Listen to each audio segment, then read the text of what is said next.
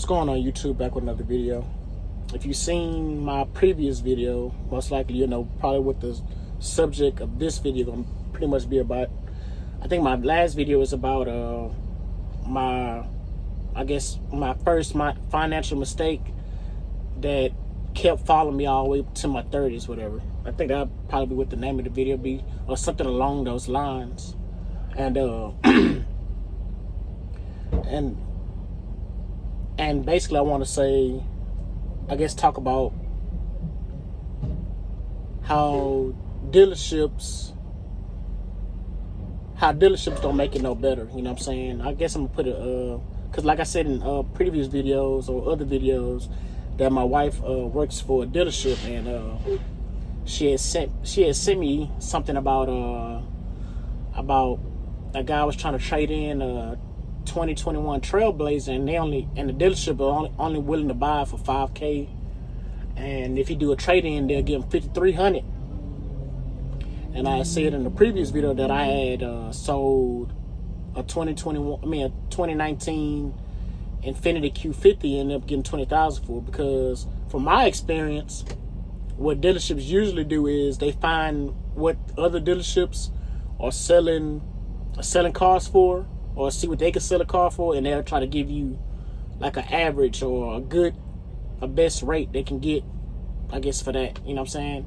I don't know if it changed or not, but that was my experience. So I was able to sell my 2018 Infiniti Q50 for $20,000, because that was the average at that time. Or yeah, that was the average at that time. So I was able to get $20,000 for 2018 Infiniti Q50, which was probably 2023. So I was watching, another YouTuber. I forgot what his name is, The Real Car Dealer or something like that, on YouTube, and he was saying something about, well, he was explaining the car market, whatever. You got to go check it out, whatever.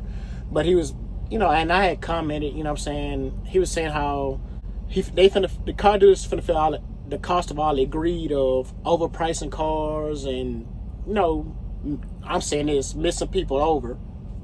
As I can see, you know what I'm saying, dealership trying to buy a car for this amount and then sell it for a crazy amount, and want to put you in such a high interest, you know what I'm saying, just to make sales, because they also buying cars on credit and all this other stuff. Now, the average people, they need cars and to get to work, and gas is so high, and you know what I'm saying, people are trying to smarten themselves up, and they're trying to fight back against dealerships, my bad.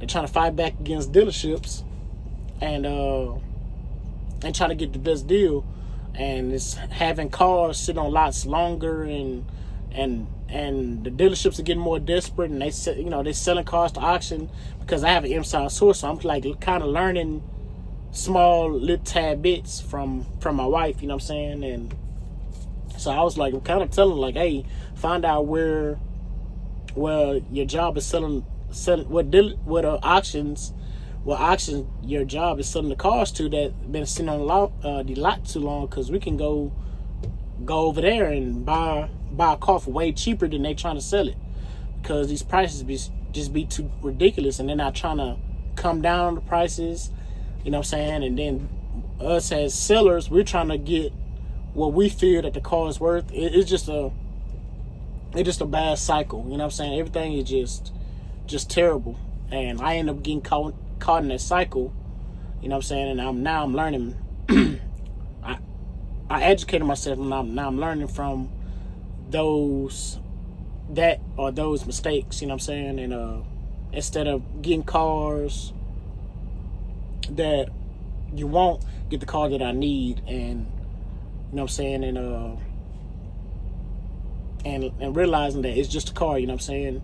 As long as it gets from A to B, and it's, you know what I'm saying, well put together, got AC, good tires, good brakes, good engine, has decent miles, you know what I'm saying, try to pay it off as fast as possible, and keep a cash car, and get rid of these payments, you know what I'm saying. So but yeah, like, the reason why dealerships are doing that, because they got do $1,000 of repairs on the car and all this other BS. You know what I'm saying? Like, just, and that's kind of like, it's another problem wrong with regular people. Like, we make excuses for big businesses. You know what I'm saying? Yeah, they got to make, they really don't even have to make thousands of repairs. They probably got to buy parts, and they getting parts for, you know what I'm saying, for a discounted prices. You know what I'm saying? They might be getting the parts for free. They might have a stockpile of parts, or, you know what I'm saying, maybe, you know, and they got free labor, you know.